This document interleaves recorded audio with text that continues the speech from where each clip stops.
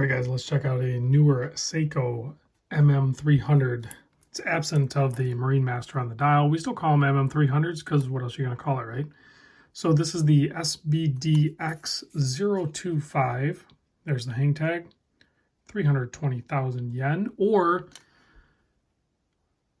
for the US dollars, this one was bought by my buddy Doug from Gnomon watches, and they retail for, well, Gnomon's price on it is $2,790.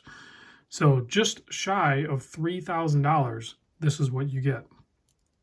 And I know for a fact that the mm300 maybe still is, but definitely was in the Seiko diver fan world, the kind of like the one to go. This was the grail watch for a lot of Seiko diver fans out there.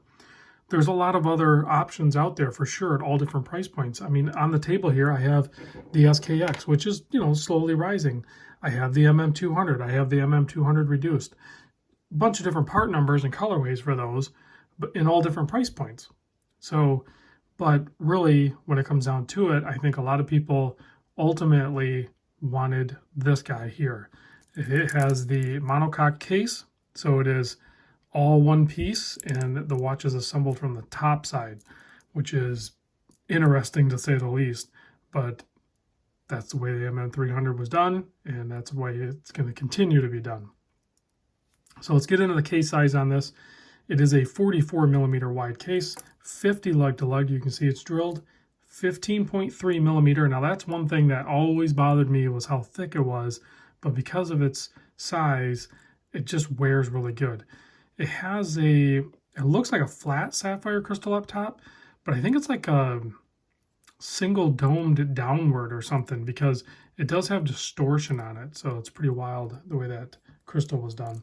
20 millimeter lug width, and bracelet tapers down to 18 millimeter. And then you have this guy here. So some people will even take this clasp and swap it over to other watches.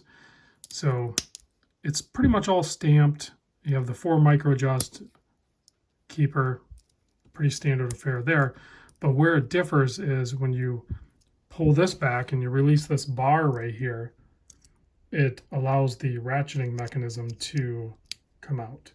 Now to put it back in, it just can go in without anything, but it'll hold in that position once you get it there. So again, it's a very simple operation, but that's your dive extension or your micro adjust on the fly, if you will. But this is your real micro adjust here.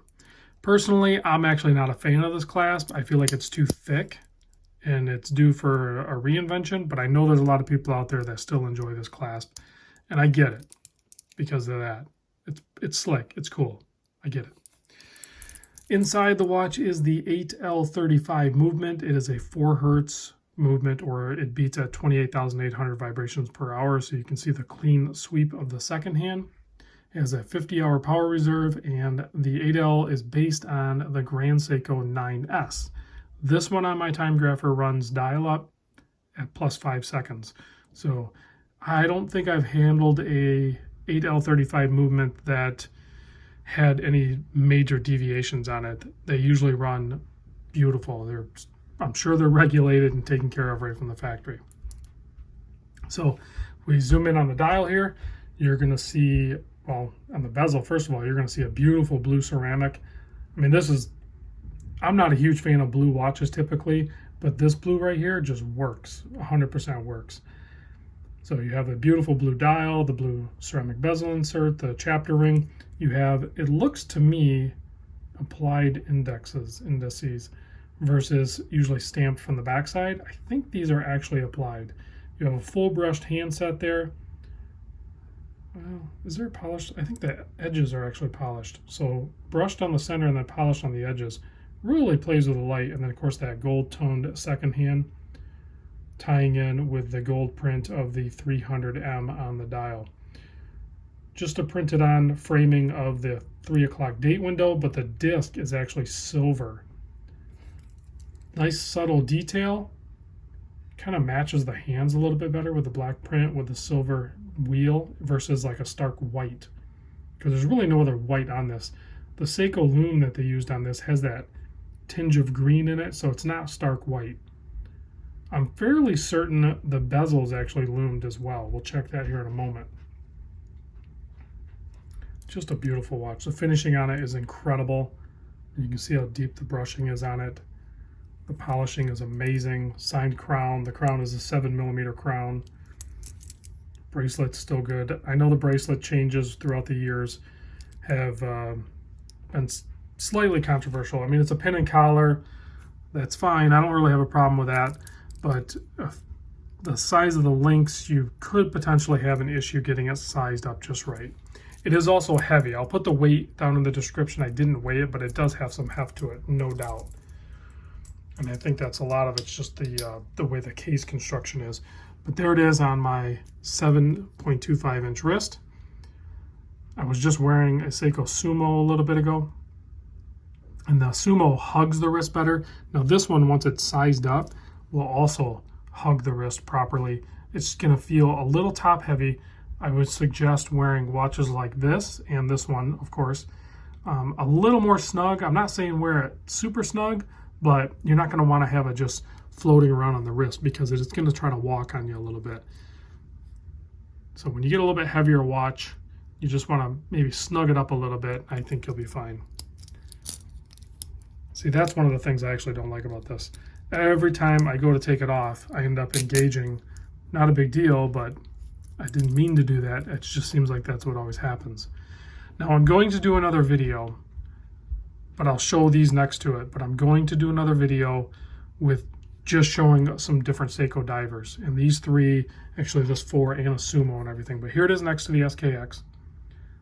I mean, very close in size. The big difference is going to be the thickness and the price and finishing and movement and all that stuff. But I'm just talking about dimensions. Here it is next to the, what we all call the mm300, which is actually a little bit bigger. It's definitely thinner. And it has, you know, more of a, almost a Sumo profile a little bit to it, which I'll show in the other video I'm going to make. Now, this is the one that really interests me, is the mm300 reduced, or in this case, it's a sbdx025, but there's tons of different variants of it. I feel like this one is more in line. I mean, like even the way the indices are done, the handset, the dimensions, you know, I'm pretty sure that's a ceramic bezel insert. I think this is going to be closer to getting an mm300. If you can't spring the almost $3,000, or on the used market, they're, you know, depending on what you get and when you get it, you know, somewhere between $200 and $2,500, you can probably swing to get one of these, and I think you'd be very happy with what you end up with. Let me do the bezel action here real quick. 120 click bezel.